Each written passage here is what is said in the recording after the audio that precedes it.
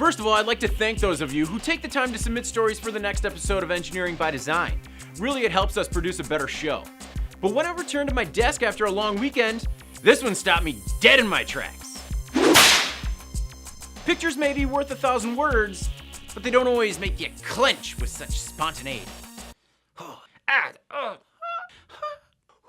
Which brings us to the robotic rectum, a new development from the Imperial College London.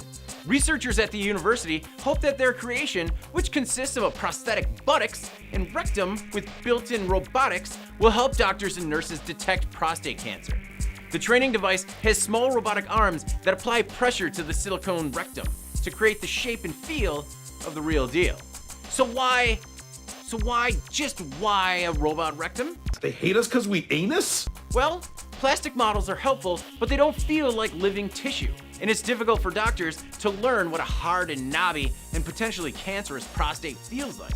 Now, with a screen behind the device that displays a 3D model of the rectum and prostate, doctors in training can see the anatomy while performing the exam. So far, doctors and nurses are impressed, primarily because the trainer can change the size and shape because, everyone's a little bit different.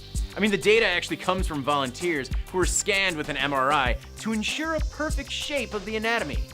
I bet they didn't expect that when they signed up for the study. Well, the team is now working on making it more affordable as it costs about $13,000, and they're even adapting it for gynecological exams. Somehow, I feel like the medical industry may not be the only target market for this technology. Moon River. Whew. Thank you, Doc. You ever serve time? With 29 days remaining before the opening of the Summer Olympics in Rio, we must come to terms with the fact that people are still going to head to the games despite the many warnings. Be it body parts, a police force welcoming you to hell, or a Zika virus, the mosquito-borne illness that causes birth defects. Well, engineers from the University of Pennsylvania may have a solution to one of Rio's many problems. The engineers have developed a rapid, low-cost genetic test for the Zika virus. For only $2, the testing device, which is a chemically heated cup about the size of a soda can, will test your saliva in a microfluidic cassette. The proof of concept prototype doesn't use any electricity, but rather a color-changing dye. And if it turns blue, well, blue is bad. You take the blue pill, the story ends. The test takes about 40 minutes, and one of the finer qualities is that it doesn't take technical expertise to use. But while initial tests have been promising, the team's still a long way from being approved for medical use. Doesn't look like they're gonna make it to Rio after all. Hopefully though, someone is working on an AUV that can flag body parts in the water. I'll be the first to admit that getting struck with a selfie stick sends me into a blood-curdling, kill-crazy rampage. But I suppress it, just tuck it deep down in the scowl that I give that poor sap's permagrin as he seeks the perfect self-portrait, I tell you. It makes him think choices. Well now, people are dying, all in the name of a like arms race on social media. Last week, a 51-year-old German tourist plummeted to his death at the Machu Picchu ruins in Peru while pretending to fly for a selfie. He was jumping or something. On the same day, a 28-year-old South Korean tourist fell 1,600 feet from a waterfall in Peru while trying to take a self-portrait. Now, no selfie is worth dying for.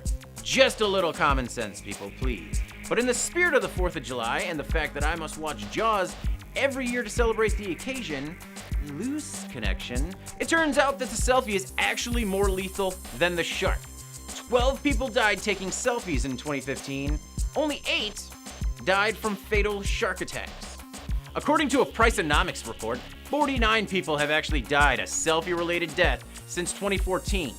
3/4 of them are male, and more than a quarter were 21 years old. Now, most died from falling or drowning, but 4 people died from a gunshot wound, and 2 died grenade-related deaths.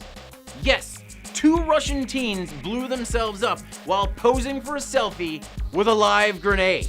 Ladies and gentlemen, it is safe to go back in the water. Just don't bring your phone with you. See this? This is me.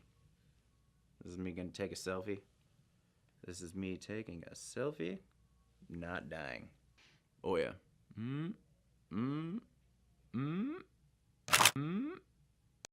I'm David Mantey. This is engineering by design.